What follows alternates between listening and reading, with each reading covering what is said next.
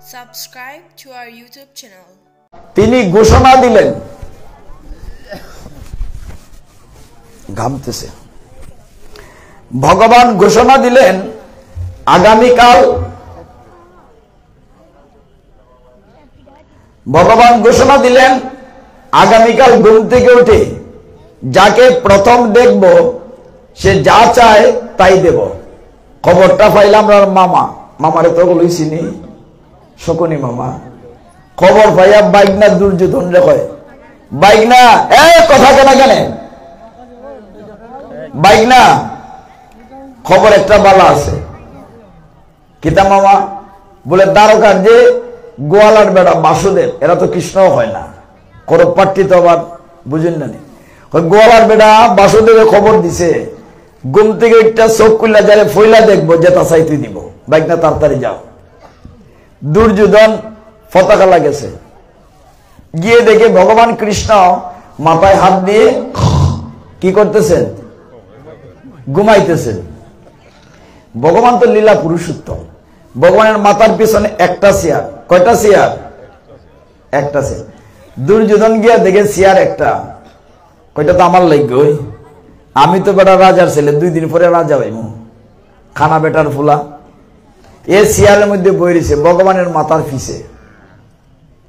সবাইকে আমার দেখেন, আমি খুব নিচাতে বসছি, হয়তো দেখা যায় কিনা, মাথা উকি করতেছে, দেখা যায় চলবো, কিন্তু কৃষ্ণ তো দেখতেছেন না, মাথার পিছে বয়া।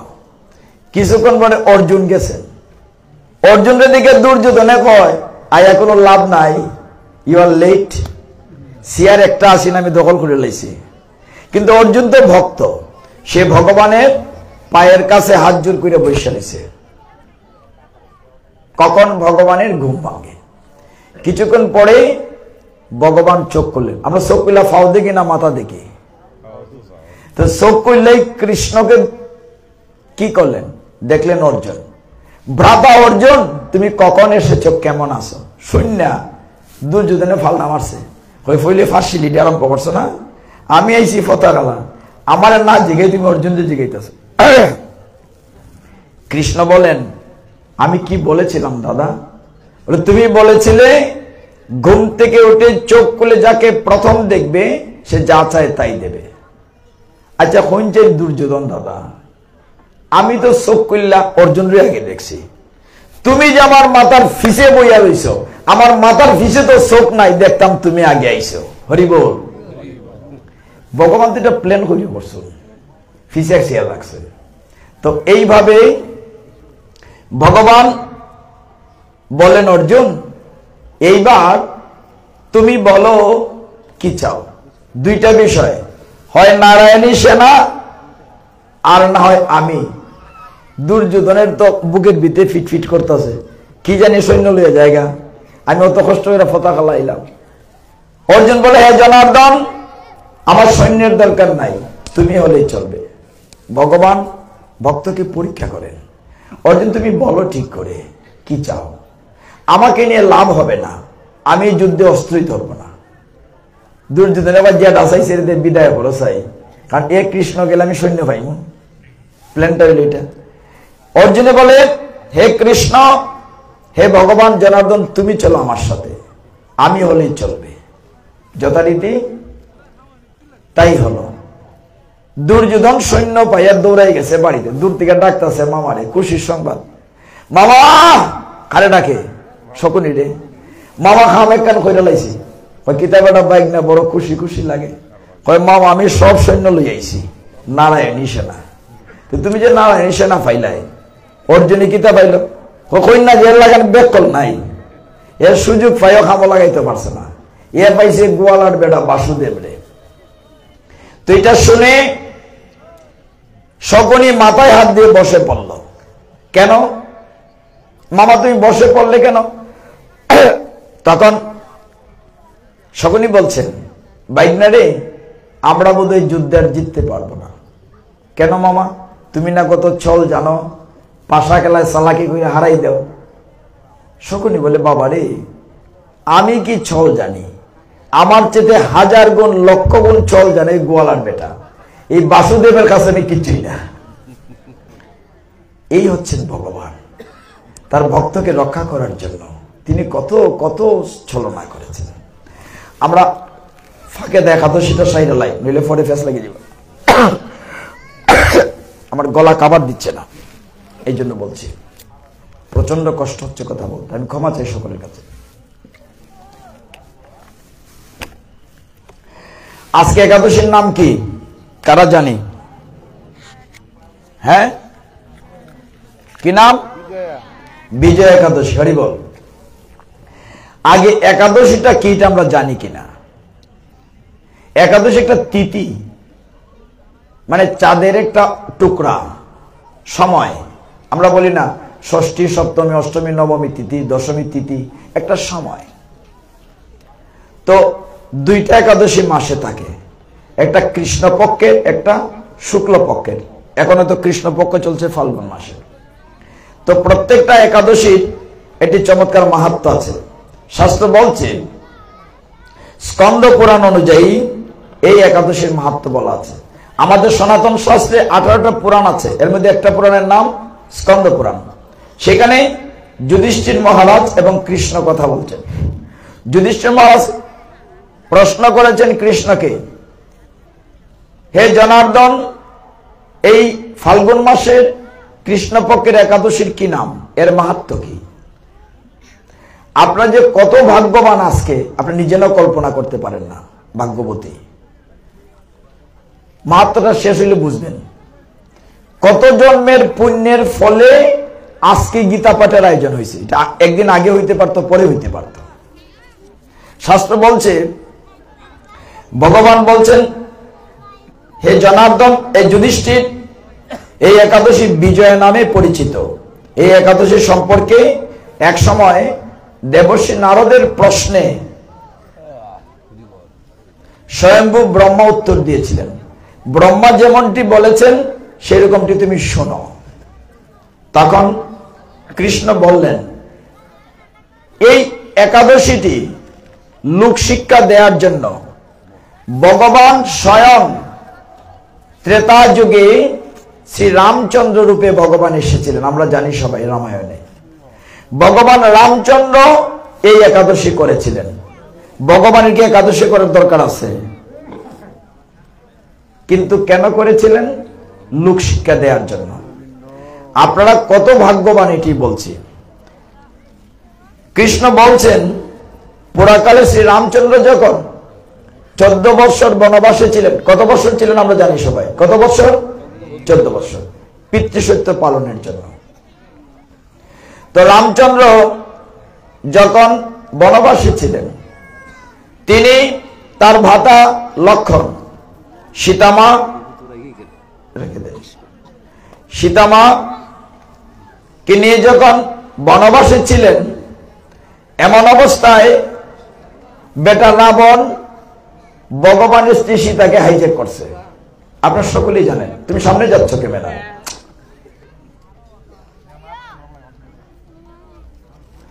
তো ভগবান রামচন্দ্র লক্ষণকে নিয়ে খুঁজছেন সীতা কোন দিক গেল। এইখানে একাদশীতে যে জায়গাটা, শুধু এই জায়গাটা বলবো, পুরাটা না। যেতে যেতে জটায়ুর সাথে দেখা হয়েছে, আহত জটায়ু পড়ে আছে। জটায়ু ভগবান রামচন্দ্রকে বলেছিল যে লঙ্কার রাবণ তোমার স্ত্রীকে হাইজ্যাক করেছে। ভগবান তখন বনে ঘুরতে ঘুরতে বানরদের রাজার সাথে বন্ধুত্ব করেছেন। আপনারা জানেন, ভগবান তখন বানরদের সাথে সখ্যতা করেছেন। প্রিয় ভক্ত হনুমানকে সাথে নিয়েছেন। হনুমানকে বলছেন ভগবান, হনুমান দেখে আসো সীতামা কোথায়। হনুমান এক লাফের সমুদ্র পাড়ি দিয়ে লঙ্কায় গিয়েছে। খুঁজতে খুঁজতে অশোক বনে সীতামার সাথে দেখা হয়েছে। সীতামা চিনেন না, ছোট্ট বানর। তুমি কি? বলে আমি ভগবান রামচন্দ্রের ভক্ত। তুমি যে রামচন্দ্রের লোক, প্রমাণ কি? ভগবান রামচন্দ্র তার আংটি দিয়েছিলেন প্রমাণ স্বরূপ, রাম লেখা, শ্রীরাম অঙ্গুরীয় আংটি দেখে সীতামা বুঝতে পারলেন হনুমান রামচন্দ্রের লোক। সীতামা প্রশ্ন করলেন, তোমরা বানর, রাবণেরা কত শক্তিশালী যোদ্ধা, তুমি কি করে তাদের সাথে পারবে? তখন হনুমান বড় হতে হতে এত বড় হয়েছে, সীতা মা তো অবাক। হনুমান বলছে, দেখো মা, আমি কি বড়, সেনাবাহিনীতে আরো বড় বড় যোদ্ধারা আছে বানরদের ভিতরে, মানে সীতা মাকে উৎসাহিত করার জন্য। তো এটা দেখে গিয়ে হনুমান তো লঙ্কা পুড়ে টুরে গেল, আপনার জানেন, আমি কাহিনীতে যাব না। সেই হনুমানকে দিয়ে তারা এখন যুদ্ধ জয় করবেন বানরদেরকে দিয়ে। আজকের একাদশীর নামটি কেন বিজয়া, এটার কাহিনীটা এখানে বলা আছে স্কন্দ পুরাণে। শ্রীরামচন্দ্র তখন তার ভাই লক্ষণকে জিজ্ঞাসা করলেন, ভাই লক্ষণ, এই যে বিশাল সমুদ্র, সেটা পার হয়ে আমি লঙ্কা যাব কি করে? তখন লক্ষণ মনে মনে হাসেন যে তুমি হচ্ছ কৃষ্ণ আর আমি বলরাম, এই লীলায় তোমার ছোট ভাই হয়েছে লক্ষণ। তুমি জগতের শ্রেষ্ঠ পুরুষ, পুরুষোত্তম, তুমি মর্যাদা পুরুষোত্তম শ্রীরামচন্দ্র, তোমাকে কি বলে দিতে হবে সমুদ্র কি পার করে যাবে? মনে মনে বলেন, আর মুখে বলেন, ঠিক আছে দাদা, আমাদের মধ্যে নল আছে, ইঞ্জিনিয়ার, বানরদের মধ্যে একটা আছে নল, সে প্ল্যান করো, সমুদ্র বন্ধন করবে, রাম সেতু তৈরি হবে। তখন লক্ষণ বললেন, দাদা একটা পরামর্শ দিতে পারি। পরামর্শটি কি? এই দ্বীপে বক দালব্য নামে একজন ঋষি আছেন, নামটা একটু কঠিন, বক দালব্য। কি বলেছি মা? বক দালব্য। লক্ষণ বললেন, এই দ্বীপে একজন ঋষি আছেন যার নাম বক দালব্য, চলো দাদা আমরা ঋষির কাছে যাই, তাইলে বুঝতে পারবো কি করে আমরা লঙ্কা যেতে পারবো, কি করে বিজয় পাবো। দুই ভাই গেলেন ঋষির কাছে। ঋষির নাম কি বলেছিলাম? বক দালব্য। ঋষিবরকে প্রণাম করলেন রামচন্দ্র। ঋষি চোখ মুজে ধ্যান করে দেখলেন, সর্বনাশ, স্বয়ং ভগবান তার সামনে রাম রূপে, দশরথের ছেলে রূপে। কি চাই প্রভু? লক্ষণ বললেন, আমরা তো বনে এসছি। রামচন্দ্র বলেন, সীতাকে রাবণ হাইজ্যাক করে নিয়ে গিয়েছে, কি করণীয়? তখন বকদালব্য ঋষি বললেন, কিছুদিন পরেই ফাল্গুন মাসের কৃষ্ণপক্ষ আসবে, তখন একটা একাদশী তিথি হবে, তার নাম হবে বিজয়া একাদশী। হে রামচন্দ্র ভগবান, তোমার একাদশীর প্রয়োজন নয়, আমি জানি তুমি ভগবান, কিন্তু লোক শিক্ষার জন্য এই একাদশী ব্রত পালন করলে তুমি যুদ্ধে বিজয় লাভ করবে। এর জন্য একাদশীটির নাম হচ্ছে বিজয়া একাদশী। অনেক সুন্দর সুন্দর কথা তো শাস্ত্রে। তো ঋষির কথা অনুযায়ী, কেন অনেক কাহিনী আছে কেমন করে এই ব্রতটি করতে হবে, সোনার কলসের উপরে ভগবান বসাতে হবে, কি করে মালা দিতে হবে, কি করে ভোরে স্নান করতে হবে, এত কিছু আমাদের জানার দরকার নাই। নিমাই রূপে ভগবান মহাপ্রভু সহজ করে দিয়েছেন। আমরা একাদশীতে কি করি? উপবাস করি। উপবাস মানে না খেয়ে থাকা না, নট ফাস্টিং। উপবাস মানে নিকটে বাস, উপবাস, ভগবানের নিকটে। এই যে আপনারা আশ্রয় আসছেন, আপনারা এখন ভগবানের নিকটে আছেন, ভগবানের কথা যেখানে আলোচনা হয় ভগবান এখানে আছেন। আপনারা বলেন খুব ভাগ্যবান ভাগ্যবতী। শেষের দিকটা বলি, শেষে বলা হচ্ছে ভগবান রামচন্দ্র সে বিজয় একাদশী করলেন, ফলে কি হলো? এত শক্তিশালী লঙ্কার রাজা রাবণকে বধ করে তিনি সীতামাকে উদ্ধার করলেন, যুদ্ধে বিজয় লাভ করলেন। এখন ব্রহ্মা নারদকে কি বলছেন, এই জায়গাটা বলে রেখে দেব। ব্রহ্মা বললেন, হে নারদ, ঋষির কথা মতো ব্রত অনুষ্ঠানের ফলে তিনি বিজয়ী হয়েছিলেন। সীতা প্রাপ্তি, লঙ্কা জয়, রাবণ বধের মাধ্যমে শ্রীরামচন্দ্র অতুল কীর্তি লাভ করেছিলেন। তাই যথাবিধি যে মানুষ, আপনাদের কথা আমাদের কথা বলা হচ্ছে, তাই যথাবিধি যে মানুষ এই ব্রত পালন করবেন তাদের এই জগতে জয়লাভ হবে এবং পরজগতেও তিনি ভগবত ধামে থাকবেন। হরি বল।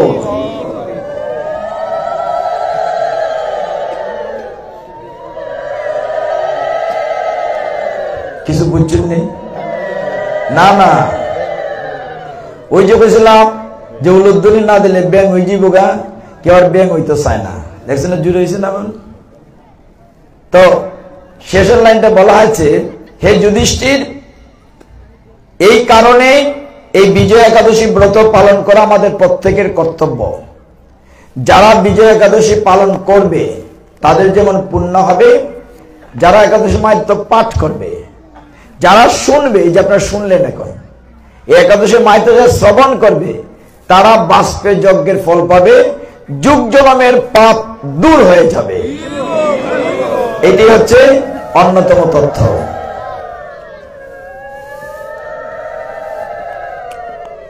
এবার গীতায় ফিরে আসে। তবে একটা ভালোই হলো, রামচন্দ্রের সাথে দেখা করে আসলাম ফাঁকে।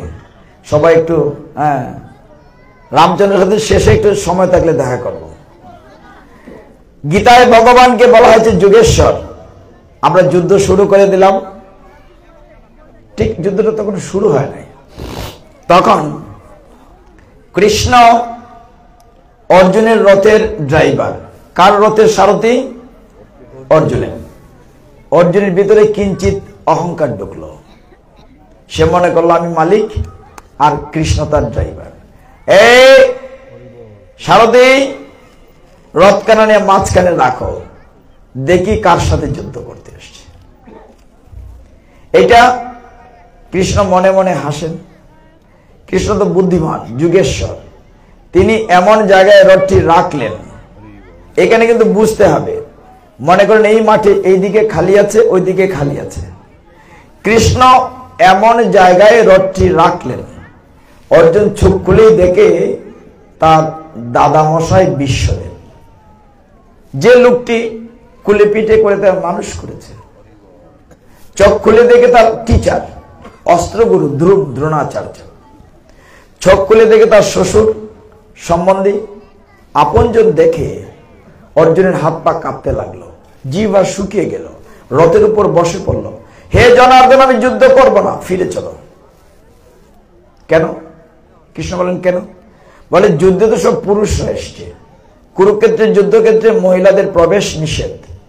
কতজন লোক ছিল মাঠে জানেন? অবাক হয়ে যাবেন। পৃথিবীর ইতিহাসে এত বড় ধর্মযুদ্ধ হয় নাই, মহাভারতের যুদ্ধ। 96 মাইল রেডিয়াস এত বড় মাঠ, যারা কুরুক্ষেত্র দেখেছেন। 48 ক্রুশ, মানুষ ছিল 18 অক্ষহীনী। মোট করলে হয় 39,25,620 জন। কতজন বলেন? 39,25,000। যুদ্ধের পরে 39,25,610 জন মারা গিয়েছে, বেঁচে ছিলেন মাত্র 10 জন। তাহলে কত বড় যুদ্ধ হয়েছে? অর্জুন বলছে আমি যুদ্ধ করব না, ফিরে চলো, বাড়ি চলো। কৃষ্ণ বলছেন যুদ্ধ করো। কেন করবে না? অর্জুন বলল আমি যদি যুদ্ধ করি পুরুষরা সব মরে যাবে। পুরুষরা মরে গেলে বাড়িতে মহিলারা বিধবা হবে। মন দিয়ে খেয়াল করেন, যুক্তি আছে। মহিলারা বিধবা হলে বেবিচারিণী হবে, চরিত্র নষ্ট হবে। শঙ্কর সন্তান জন্ম বাস্টার্ড সান। শঙ্কর সন্তান দ্বারা পিণ্ডদান হয় না, উত্তর পুরুষ উদ্ধার হবে না, কুলক্ষয় হবে। অর্জুনের কথা যুক্তি আছে। অর্জুনের জায়গায় আমরাও যুদ্ধ করতাম না। আমি কি দাদারে মারতাম, আমার গুরুদেবরে মারতাম, আমি আমার শ্বশুরে মারতাম। কিন্তু কৃষ্ণ তো প্ল্যান করে রেখেছেন। তিনি বলছেন অর্জুন তুমি কথাগুলো বলছো জ্ঞানীর মতো, কিন্তু কাজটি করছো মূর্খের মতো। তুমি মারার কে? আমি তো মেরে রেখেছি, তুমি উপলক্ষ মাত্র। বলছে যে তুমি উপলক্ষ মাত্র। দেখো অর্জুন, তুমি যে ভয়টা করছো, আত্মীয় মারবে বলে তুমি দুশ্চিন্তা করছো, তুমি মারার কে? দেখেন আস্তে আস্তে কঠিনের দিকে যাচ্ছে কথাগুলো। তুমি মারার কে? আমি মেরে রেখেছি, তুমি উপলক্ষ মাত্র। অর্জুন বুঝে না, আমরাও বুঝি না। আমরা তো অর্জুন। আমি মনে করি এই দেহটাই আমি, কিন্তু এই দেহটা আমি না। আমি হচ্ছে আত্মাটি।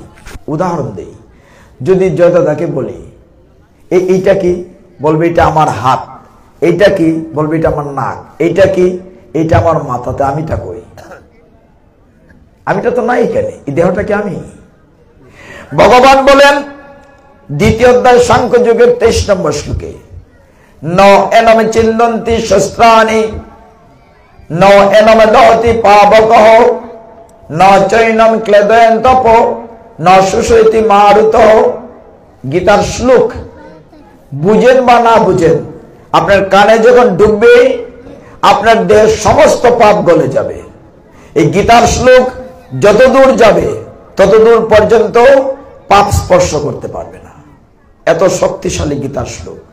ভগবান বলেন অর্জুন, আত্মাকে অস্ত্র দিয়ে কাটা যায় না, আগুনে পোড়ানো যায় না, জলে ভিজানো যায় না, বাতাসে উড়ানো যায় না, তুমি আত্মাকে কিচ্ছু করতে পারবে না। মানুষ মূল পরিচয় তার আত্মা, দেহটা না।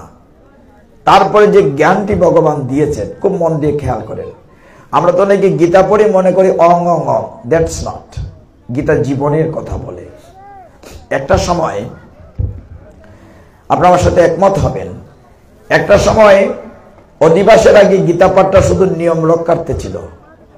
নিয়ম রক্ষার্থে কেমন আমরা দেখেছি আমরা ছোটবেলা থেকে, যে অধিবাসের আগে একজন বৃদ্ধ ঠাকুরদা মাঝখানে বসতেন, চারদিকে 4-5 জন মুরব্বী ডেকে এনে উঙ্গাইতেছেন, আর মধ্যে ঠাকুরদা গীতা পাঠ করতেন। হরি বল, আটটা করলে ফাউ মেরে উঠছে, গমতি করছে।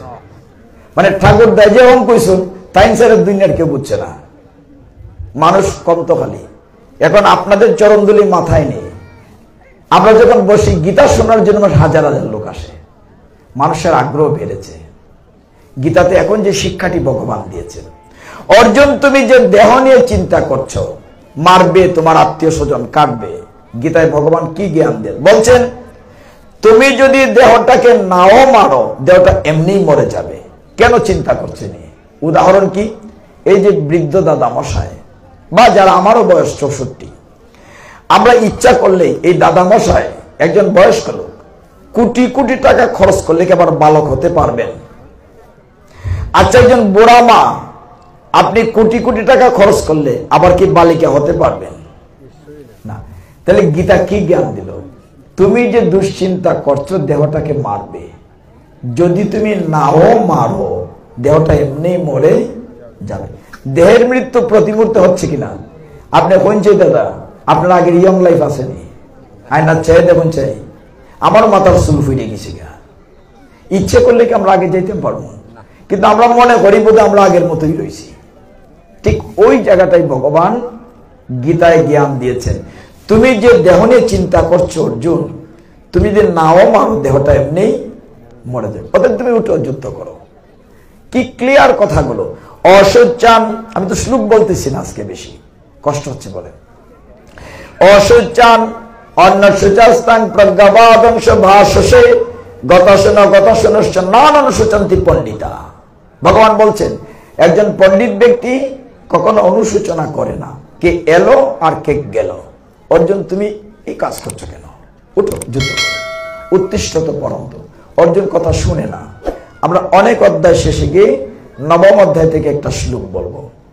ভগবান কতটা কৃপালু, অর্জুনকে দিয়ে তিনি ঘোষণা দিয়েছেন, অর্জুন আমি বলবো না, তুমি আমার পক্ষে সমগ্র জগৎবাসীকে প্রতিজ্ঞাপূর্বক জানিয়ে দাও, কন্তেও প্রতি জানিহি ন মে ভক্ত প্রণশ্যতি, আমার ভক্তের কখনো বিনাশ হয় না।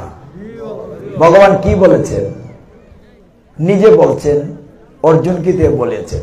শুধু না, প্রতিজ্ঞা করে বলেছেন। বলছেন প্রতি জানিহি, হে কুন্তি নন্দন তুমি সমগ্র জগৎবাসীকে জানিয়ে দাও, ন মে ভক্ত প্রণশ্যতি, আমার ভক্তের কখনো বিনাশ হয় না। এবার একটু মহাভারতে যাই। হয় না এই প্রমাণটি আমি বিভিন্ন জায়গায় বলি, আপনারা মনে রাখতে হয়তো পারেন না, তাহলে সত্য কাহিনীটা বলি, বুঝতে পারবেন।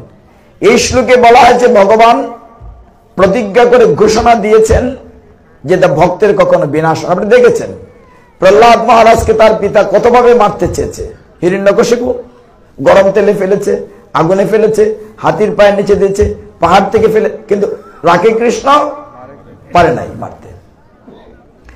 আমরা যদি গীতায় আছি, গীতা থেকে বলি, দুর্যোধন তারা 100 ভাই। কত ভাই বাবা? 100 ভাই। 100 ভাইয়ের মধ্যে একটা বোন ছিল। বোনের নাম কি আমরা জানি? বোনের নাম দুঃশলা। দুঃশলার স্বামীর নাম জয়দ্রথ। মা মনে রাখেন কথাটা। দুর্যোধন তারা 100 ভাই, তাদের একটা বোন ছিল দুঃশলা। এই যে ছোট্ট মামনি আমার দিকে তাকাও। দুর্যোধনেরা কয় ভাই বলছি? তুমি তো শোনো নাই, গল্প করছো। আমার দিকে শুনতে হবে। পাঠে আসলে পাঠের কথা শুনতে। এখানে এসে মহাপ্রভু একদম নিষেধ করে দিয়েছেন, পাঠের আসলে বসে আন কথা কান কথা বলা যাবে না। ভালো না লাগলে চলে যান। দুর্যোধন তারা 100 ভাই, তাদের একটা বোন ছিল। বোনের নাম দুঃশলা। দুঃশলার স্বামীর নাম জয়দ্রথ। জয়দ্রথ শিবের ভক্ত ছিল। সে প্রার্থনা করে এমন বল লাভ করেছে, তাকে 24 ঘন্টার ভিতরে কেউ হারাতে পারবে না। যুদ্ধ চলেছে 18 দিন। কতদিন হয়েছে কুরুক্ষেত্রের যুদ্ধ? 18 দিন। 10 নম্বর দিন পর্যন্ত বিশ্বদেব যুদ্ধ করেছেন কৌরব পক্ষের সেনাপতি হিসেবে। বিশ্বদেব যখন সরসজ্জায় শুয়েছেন, 58 দিন শুয়েছিলেন, তখন ভীম কি করত? দুর্যোধনদের ভাই একটা একটা এরকম ধরে আছাড় মাইনা মারে। ভাইদেরকে যখন ভীমে ধরে, ভাইয়েরা চিৎকার করে ডাকতো দাদাকে, দাদা বাঁচাও। দুর্যোধন রথ থেকে নামতে নামতে অর্জুনের একটা ছেলে ছিল, তার নাম অভিমন্যু। কি বলেছি মা? তোমরা শুনছো তো এখন? ছেলেটির নাম অভিমন্যু, আপনারা সকলেই জানেন। এবার একটা মায়েদের কথা বলি। অনেক শাশুড়ি মারা যখন বৌমা সন্তান সম্ভবা মা হতে চলে, তুমি ফুয়াতি যাইও না, ঠাকুর করো, যাইও না, গীতা পাঠো। এই সময় বেশি শুনতে হবে গীতা পাঠ। আপনার গর্ভস্থ সন্তান ভক্ত হবে। উদাহরণ 2টা দেই। হিরণ্যকশিপুর স্ত্রীর নাম কয়াদু, মানে প্রহ্লাদের মা। কয়াদু যখন গর্ভবতী ছিল, দেবরাজ ইন্দ্র কয়াদুকে হাইজেক করে নিয়ে যাচ্ছিল। নারদ মুনি আটকালেন, তুমি নিয়ে যাচ্ছ কেন? অত সন্তান সব আমার কাছে দিয়ে দাও। কয়াদুকে নিয়ে নারদ মুনি তার আশ্রমে রেখেছিলেন। এই কারণে গর্ভস্থ সন্তান প্রহ্লাদ মহারাজ হয়েছিল। আপনারা জানেন, অভিমন্যু তার মায়ের গর্ভে যখন ছিল, তখন অর্জুন চক্রব্যূহে ঢোকা বেরোনোর নিয়ম বলছিলেন। ঢোকার নিয়ম শুনেছে, মা ঘুমিয়ে পড়েছে। যখন মা ঘুমিয়ে পড়েছে, গর্ভস্থ অভিমন্যু বেরোনোটা শুনে নাই, সন্তানও ঘুমিয়ে পড়েছে। এগুলো খুব তথ্যবহুল কথা, এগুলো গুরুত্ব দিতে হবে। 11 দিন যুদ্ধ যখন চলছে, অভিমন্যু এমন একটা তীর মানে চারদিকে আগুন হয়ে যায়, দুর্যোধন এসে ভাইকে সাহায্য করতে পারে না। এই করে করে দুর্যোধনের অনেক ভাইকে ভীমে মেরে ফেলেছে। কৌরব পক্ষে মিটিং, কি করে অভিমন্যুকে মারা যায়। সবাই প্ল্যান করলো। একমাত্র অভিমন্যু অনেক বড় যোদ্ধা, অনলি 16 ইয়ার্স, 16 বছর বয়স। তার স্ত্রী আবার সন্তান সম্ভবা, তার গর্ভে আসবে পরীক্ষিত মহারাজ। অভিমন্যুকে মারতে গেলে একমাত্র চক্রব্যূহের ভিতরে ঢোকাতে হবে। আমরা কোন শ্লোকে ছিলাম গীতায় মনে আছে? 9 অধ্যায় 31। ভগবান ঘোষণা দিয়েছেন, আমার ভক্তের কখনো বিনাশ। ওইটার ব্যাখ্যাতে যাচ্ছি, বলছেন একটা শ্লোকে শুধু ব্যাখ্যা দেব। তখন যুদ্ধ শুরু হলো প্রচন্ড বিক্রমে, চক্রব্যূহ সাজানো হলো। তার পূর্বে একটা মিটিং এর সিদ্ধান্ত হলো যে চক্রবর্তী যে অর্জুন ঢুকে যায়, দুর্যোধন বলল অর্জুনকে মাঠের দূরে রেখে দেব। যে আরো যে 4 ভাই আছে, যুধিষ্ঠির, ভীম, নকুল, সহদেব, তখন তাদের যে সম্বন্ধী বোনের জামাই জয়দ্রথ বলল তার সম্বন্ধীকে, দুর্যোধনকে, দাদা তুমি চিন্তা করো না, আমি গেইটেও 4 ভাইকে আটকাই দেব। কারণ আমি এমন একটা বর পেয়েছি শিব ঠাকুরের কাছ থেকে, 24 ঘন্টা আমার সাথে কেউ পারবে না। জয়দ্রথ দায়িত্ব নিল গেইটে। যুদ্ধ শুরু হলো। ভীম বলল বাতিজা ভিতরে যাও, চিন্তা করো না, আমি গদাদা ভাইয়া চক্রবর্তী নিয়ে আইব। আর ওরা বলছে আসো। অন্যায় যুদ্ধ, অন্যায় যুদ্ধ। সপ্তরথী একসাথে অ্যাটাক করলো অভিমন্যুর সাথে। প্রচন্ড যুদ্ধ হলো। মাঠের উত্তর প্রান্তে কৃষ্ণ অর্জুনের রথ নিয়ে আছেন। অর্জুন বলছে, জনার্দন, আমার মনটা বড় কু ডাকছে, রথখানা ঘুরিয়ে চলো। কতক্ষণ পরে অভিমন্যুকে আঘাত করা হয়, কৃষ্ণ বুকে ধরেন, চোখ দিয়ে টপ টপ করে জল পড়ছে। কৃষ্ণ বলছেন, আরেকটু থাকি। অর্জুন বলছে, জনার্দন, আমার মনটা বড় খারাপ লাগছে, মনে হয় আমার ছেলের কোনো বিপদ হয়েছে। সপ্তরথী অভিমন্যুকে আঘাত করছে, রক্তাক্ত করছে। দুর্যোধন চিৎকার করে বলছে, তাকে হঠাৎ করে মারবে না, তাকে তিল তিল করে কষ্ট দিয়ে মারবে। এই ছেলের কারণে আমার অনেক ভাইকে হারাতে হয়েছে, সেজন্য আমার কাছে পায়ে পড়ে মৃত্যু ভিক্ষা চায়। অভিমন্যু চিৎকার করে বলছে, হে তাতো, মানে জেঠামশাই, যুদ্ধের নিয়ম ছিল একজন সেনাপতি একজন সাথে যুদ্ধ করবে, তোমরা 7 জন আমাকে আক্রমণ করছো, সাহস থাকে তো একজন করে একজন পারবে না আমার সাথে। এত আক্রমণ করেছে। অভিমন্যু শেষে রথের চাকা নিয়ে যুদ্ধ করেছে। কর্ণ তার কষ্ট সহ্য করতে পারে নাই। কর্ণ তার যেটা হয়, কর্ণ রথ থেকে নেমে তলোয়ার দিয়ে ফের উফুর করে ফেলেছে, অভিমন্যুকে মেরে ফেলেছে। হে ভক্তগণ, সদ্য বিবাহিত একটি যুবক, মুখ দিয়ে গলগল গলে রক্ত পড়ছে, অভিমন্যু মাঠে পড়ে গিয়েছে। অনেক দূরে উত্তর প্রান্তে কৃষ্ণ চোখ দিয়ে জল পড়ছে, বুকে হাত দিয়েছে। অর্জুন বলছে, জনার্দন, চলো না, ফিরে চলো, আমার মনটা ভালো লাগছে না, কেন জানি ভালো লাগছে না। সন্ধ্যা হয় হয়, অভিমন্যুর মাথার উপরে পা দিয়ে দুর্যোধন বলছে, রে দুষ্ট, তোর কারণে আমার এতগুলো ভাই মারা গেছে, এখনো সময় আছে, আমার কাছে তুই মৃত্যু ভিক্ষা চা।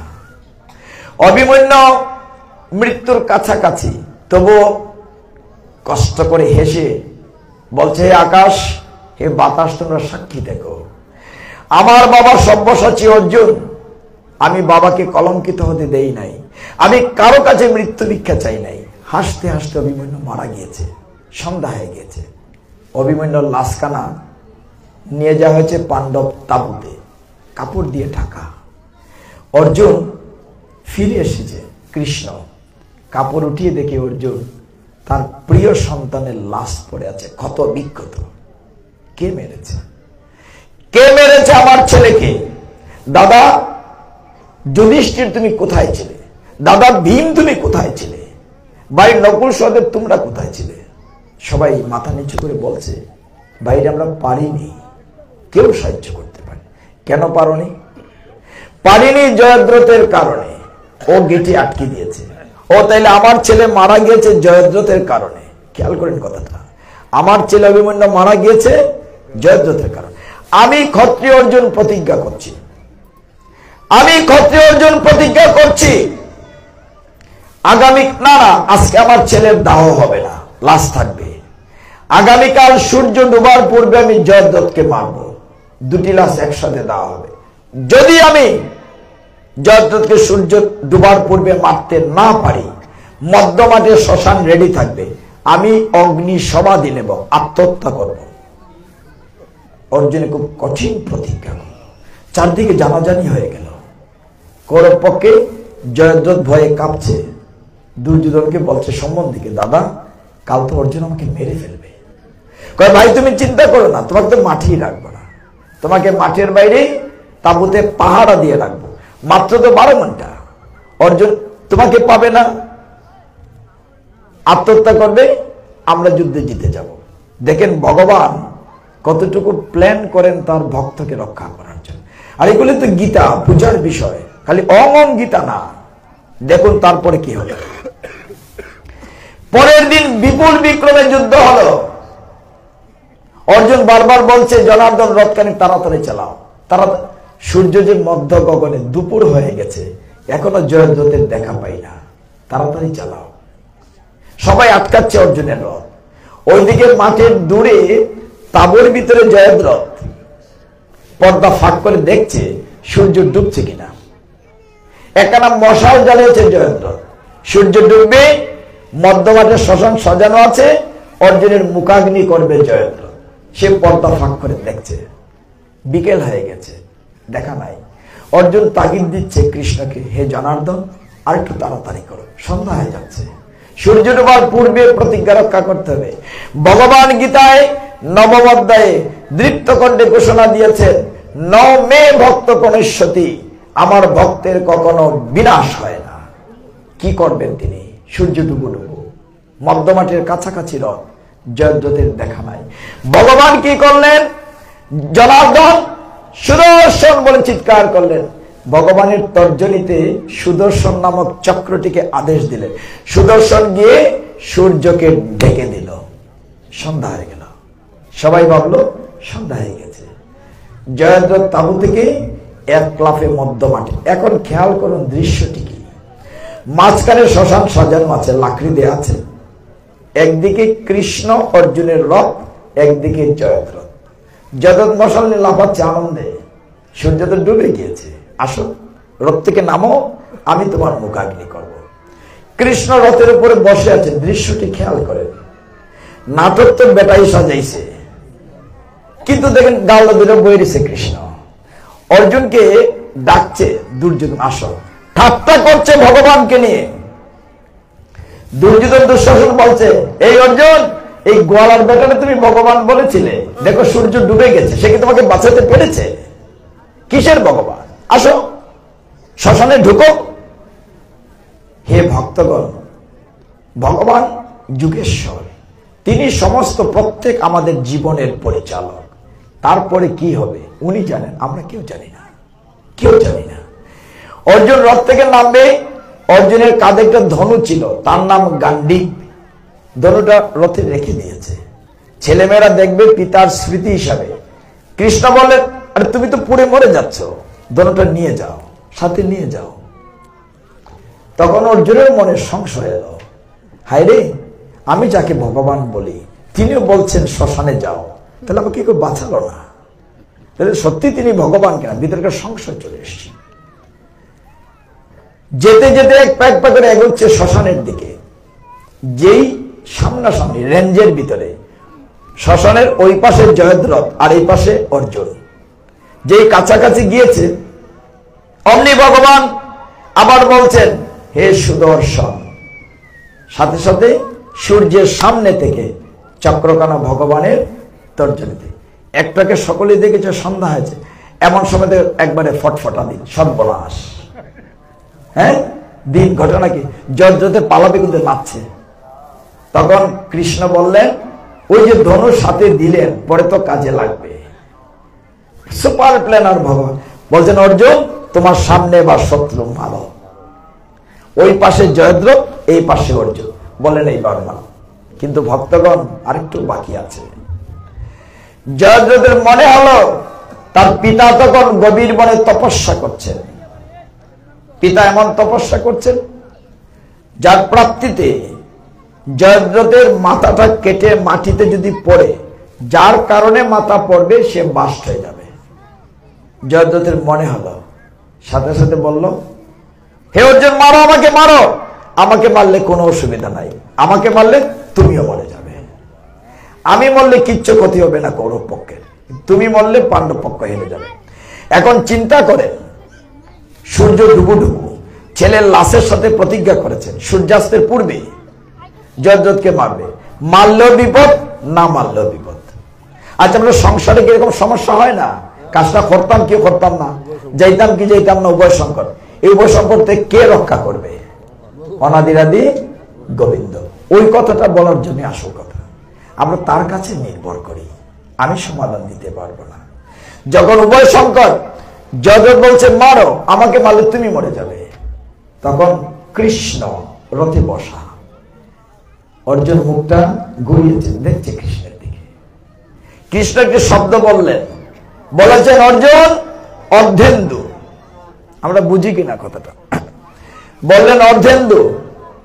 ইন্দু মানে চাঁদ, অর্ধেন্দু মানে অর্ধেক চাঁদ। কার মাথায় অর্ধেক চাঁদ থাকে? মা শিবের মাথায়। অর্জুনের মনে হয়ে গেল, ভগবান তাকে সূত্র ধরিয়ে দিলেন। যখন পঞ্চপাণ্ডব বনে ছিলেন, তখন শিব ঠাকুর জঙ্গলি সর্দার সেজে একটি শুকর মেরেছিলেন, অর্জুনের সাথে ফাইট হয়েছিল। অর্জুনের যুদ্ধে খুশি হয়ে শিব ঠাকুর একটা অস্ত্র দিয়েছিলেন, পশুপতি অস্ত্র। এই তীরের মুখটা অর্ধেক চাঁদের মতো। এটার বৈশিষ্ট্য হলো যাকে মারবেন, যেখানে বলবেন মাথা সেখানে যাবে। অর্জুনকে ভগবান জাস্ট মনে করিয়ে দিলেন, অর্ধেন্দু মনে পড়লো এখন এই তীরটাই মারতে হবে।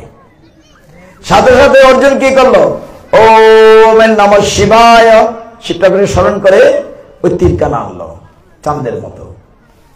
বলল জয়দ্রথকে মারো আর মাথাটি বনে নিয়ে যাও। যেই তীরটা মারলো সূর্য ডোবার কয়েক মিনিট আগে, যেই তীরটা মারলো জয়দ্রথের মাথাটি কেটে নিয়ে ওই যে বনে তার পিতা তপস্যা করছিলেন তার কোলের মধ্যে ছেলের মাথা পড়লো। আর এইটা কি ফালাই দিচ্ছে মাটিতে। যেই বাবায় মাথা মাটিতে ফেলছে, বাবাও বাস্ট হয়ে গেছে। একই তীরে পিতা পুত্র শেষ। ভগবান তার ভক্ত অর্জুনকে রক্ষা করেছেন কিনা? আমাদের শ্লোকটা এটাই ছিল। শ্লোকে ভগবান বলছেন আমার ভক্তের কখনো বিনাশ হয় না। যে দেখুন এত চমৎকার গীতা, আমরা তো এভাবে পড়ি না। গীতায় তো সুন্দর সুন্দর মজার কাহিনী আছে, আমরা তো সময় দিতে 10:10 বেজে গেছে। আমি 10টা মিনিট একটু চলে যাব, ঠিক আছে? 10টা মিনিট আমাকে দিতে হলে আগে দিতে হবে। 7:30, আমি তো 9টায় বসেছি, আমাকে একটু সময় দিবেন। আপনার খুব ভালো ভক্ত, আয়োজন ভালো। মায়েদের কথা বলি না, অন্য একটা প্রসঙ্গ বলি। যে তোমরা একাদশীর রাত্রিতে বসেছি, প্লিজ একটু খেয়াল করেন। একাদশীর রাত্রিতে, আজকে বিজয় একাদশীতে আমরা রামচন্দ্রের কথা বলেছি না? ভগবান রামচন্দ্র একাদশীটি করেছিলেন, এর জন্য বিজয় একাদশী। যে ভগবান রামচন্দ্রের একটা কাহিনী বলি, মাত্র 10 মিনিট লাগবে না, আরো কমে 5 মিনিট, 5 মিনিট সময় দিতে হবে। ভগবান রামচন্দ্র যখন যাচ্ছিলেন বনে পিতৃসত্য পালনের জন্য, যখন নদী পার হবেন, একসময় এই জায়গাটাতে আমরা বর্ষায় নৌকায় আসতাম, এখন রাস্তাঘাট হয়েছে।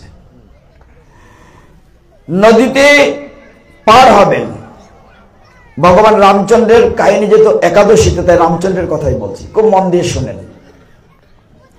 রামচন্দ্র সীতামা লক্ষ্মণকে নিয়ে নদীর ঘাটে আসলেন, যমুনার তীরে। সেখানে একজন জঙ্গলি রাজা ছিলেন, গোহক চণ্ডাল বলা হয়। ওইখানে সবচেয়ে আনন্দ সংবাদ, ওই জায়গাটিতে গোহক চণ্ডাল সহ আরো আপনাদের মতো ভক্তরা রামচন্দ্রের গুণগান শুনছিলেন মন দিয়ে। ওই আসরে একজন মাঝি ছিল, মাঝির নাম ছিল কিবট মাঝি। কি বলেছি? কিবট মাঝি, ইংলিশে KW দিয়ে লেখা। তো কিবট মাঝি শুনছিল, খুব গরিব কিন্তু ভক্ত, রামচন্দ্রের ভক্ত। কিবট মাঝি বলছে, ভক্তগণ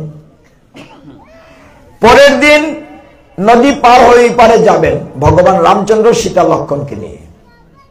কিবট মাঝি গোহক চণ্ডালকে, রাজা গোহককে বলছে, হে গোহক, আমার একটি প্রার্থনা ছিল। প্রার্থনাটি কি? আগামীকাল ভগবান রামচন্দ্র নদী পার হবেন, এই নদীতে অনেক দামি দামি সুন্দর নৌকা আছে, আমার একটি ভাঙ্গা নৌকা। আমার একটি প্রার্থনা, সবগুলা নৌকা সরিয়ে আমার নৌকাটি রাখবে। খুব মন দিয়ে খেয়াল করেন, আমি চাই ভগবানকে আমার নৌকায় পার করাবো। এত বড় ভক্ত। গোপ বলছে, হে কিবট, তুমি একদিনই রামচন্দ্রের ভক্ত হয়ে গেলে।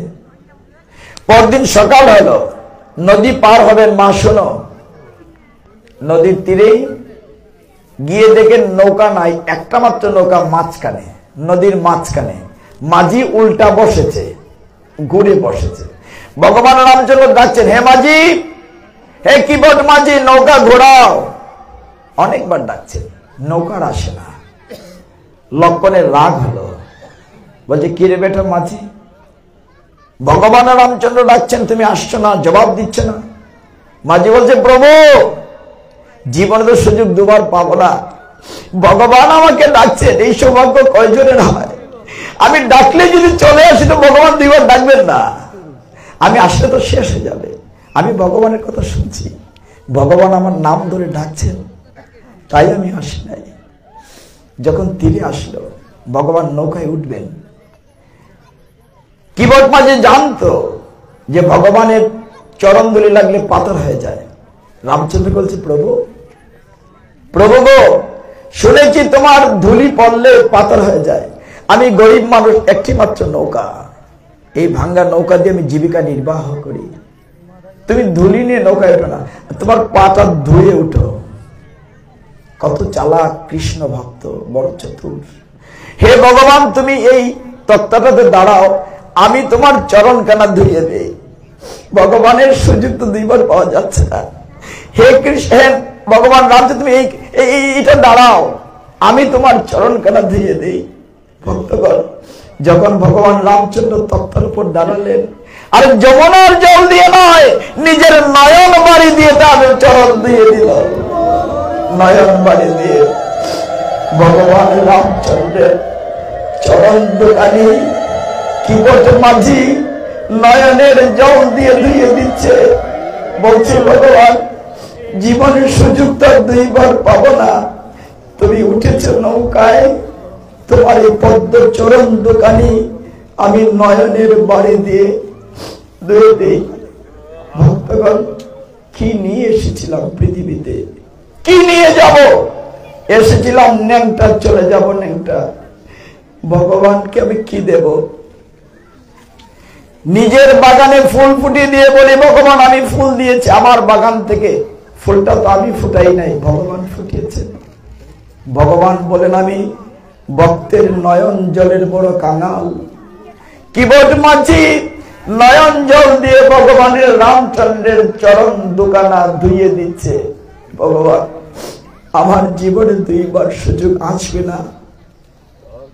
নৌকায় উঠবেন ভগবান, টকবক করছে, বুঝতে পারছেন না। বলছেন কিবট মাঝি, ভগবান তুমি আমার মাথায় হাত কেনা বড় দিয়ে উঠো। ভগবানের হাত কেনা তার মাথার উপরে, একটু খেয়াল করেন। ভগবান তুমি আমার মাথায় হাত দিয়ে নৌকায় উঠো। ভগবান নৌকায় উঠলেন, সীতামা উঠলেন, লক্ষ্মণ উঠলেন, নদী পার হবেন। হে ভক্তগণ, নৌকায় ওঠার পরে কিবট মাঝি নদীতে শুধু নৌকা ঘুরছে ঘুরছে, নদীর ওই পারে আর যাচ্ছে না, একটু নদী। লক্ষ্মণ রাগ করে বলছে, কিরে ভাই, এত সময় লাগে নদী পার হতে?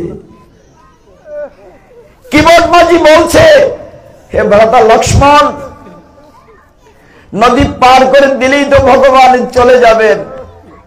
এতদিন পরে ভগবানকে আমার ভাঙ্গা নৌকায় পেয়েছি, আরেকটু সময় দেখি, আরেকটু সময় ভগবানের শ্রীমুখখানা দর্শন করি। নদী পার হলেন, শেষের কথাটা শুনেন, কি অর্জন করেছে সারাটা জীবন। আমি একজন পাপিষ্ঠ নরাধম জ্ঞানহীন আপনাদের সন্তান, শেষ কথাটি শুনেন। নৌকা থেকে ভগবান নামলেন, কিবট মাঝিকে বললেন, হে কিবট, আমি তো বনে চলে আসছি, আমার সাথে তো টাকা পয়সা নেই, পাড়ের করে কি দেব? আংটিটা রেখে দাও। রামচন্দ্র হাত থেকে আংটি করছে। কিবট মাঝি বলছে, ভগবান ওইটা লাগবে না, নিয়ে যাও। কেন লাগবে না রে? কিবট মাঝি বলছে, ভগবান রাম, হে রঘুপতি রাঘব, তুমি আমি এক জাত। কেমন? বাসের ড্রাইভার আরেক বাসের ড্রাইভারের কাছ থেকে টাকা নেয় না। হে ভগবান রামচন্দ্র, তুমি পারের করে দিও না, আমি নেব না। তুমিও মাঝি, আমিও মাঝি। ভগবান বললেন, কিবট তুমি কোন কথা বলছো, বুঝিয়ে বলো। হে ভক্তগণ, কিবট মাঝি বলছে, হে ভগবান, আমি ছোট্ট যমুনা নদীর মাঝি, আর তুমি হচ্ছে ভব নদীর মাঝি। তুমি আমাকে পারের করে দিও না। আমি জীবনে কোনো পারের করে অর্জন করতে পারিনি, আজকে তুমি আমার কাছ থেকে করে নেবে না। শেষের দিনে যেদিন ভব নদী পার হবে, তুমি আমার কাছে করি চাইও না, আমি করে দিতে পারবো না। শেষের দিনে ভব নদী পার হতে আমি করে দিতে পারবো না। আজকে তুমি আমার কাছ থেকে করে নিও না, আমিও নেব না। কত বড়! সেই ভব নদী পার হওয়ার জন্য কি অর্জন করেছি? একটু ভাবুন না, নিজেকে প্রশ্ন করুন। দুর্লভ মনুষ্য জন্ম পেয়ে কতটুকু সময় ভগবানকে দিয়েছে। আমরা এত ব্যস্ত, সকল কাজে পাই যে সময়, তোমারে ডাকিবার সময় পাই না। অস্থির হয়ে যায় আমরা গীতা ভাগবত পাঠে এসে। আমরা তো ব্যস্ততা দেখাই। এই মুহূর্তে আমরা যারা এখানে আছি, এখান থেকে উঠতে পারবো কেউ শিওরকি দিতে পারি না। এটি হয়তো আমার জীবনের শেষ মুহূর্ত হতে পারে। কিবোর্ড মাঝি চিৎকার করে বলছে, হে ভগবান রামচন্দ্র, তোমার করি আমি নিতে পারবো না। আমিও মাঝি, তুমিও মাঝি। আমি ছোট নদীর মাঝি, আর তুমি ভব নদীর মাঝি। শেষের দিনে ভব নদী পার হওয়ার সময় আমার কাছে তুমি করি চাইও না, আমি দিতে পারবো না। ঠিক এই কথাটি আমরা যদি মনে রাখি, তবেই আমরা ভগবানকে ভালোবাসবো, তবেই আমরা গীতা ভাগবত ভালোবাসবো, তবেই আমরা ভক্ত সঙ্গ করব, তবেই আমরা একাদশী ব্রত পালন করব। অনেকেই জীবন সায়ান্নে, আরো তো বেশি দিন পৃথিবীতে নেই, চলে এসছি জীবন সায়ান্নে। একটু ভালোবাসি ভগবানকে, একটু গীতা ভাগবত ভালোবাসি, একটু ভালোবাসি। অন্তত শেষের দিনের জন্য কিছুটা করি, সংগ্রহ করি, যাতে করে ভব নদী পার হতে পারি। আমার ক্ষমা করবেন, শেষ করে দিচ্ছি প্রভু। আগামীতে আমাকে তাগিদ দিবেন না পাঠে। এই যে বারবার বলছেন বাবু, আমি খুব কষ্ট পাই। আপনার 7:30 বলেছেন, আমি 7:30 এসেছি। আপনার টাইম মেনটেন করবেন, আর যদি টাইম মেনটেন না করতে পারেন, এরকম প্রেশার দেন, আমাকে দয়া করে ডাকবেন না। চৈতন্য মহাপ্রভু যে নাম দিয়ে পৃথিবীকে প্লাবিত করে আমাদের মতো অধমকে উদ্ধার করেছেন, সেই নাম বলে আমরা শেষ করব সবাই মিলে। হরে কৃষ্ণ কৃষ্ণ কৃষ্ণ হরে হরে, হরে রাম রাম রাম হরে হরে, হরে কৃষ্ণ কৃষ্ণ কৃষ্ণ হরে হরে, হরে রাম রাম রাম হরে হরে, হরে কৃষ্ণ কৃষ্ণ কৃষ্ণ হরে হরে, হরে রাম রাম রাম হরে হরে। হরে তৎসৎ। আমার বক্তৃটি ক্ষমা করবেন। ওম যদস্কর পরিভ্রষ্ট মাত্রাহীনঞ্চ ইয়দ্ভবেৎ পূর্ণং ভবতু তৎসর্বং তৎপ্রসাদাৎ জনার্দনম। আপনারা উলুধ্বনি করেন, একটু পাঠের কীর্তন করে প্রসাদ নিয়ে যাবেন।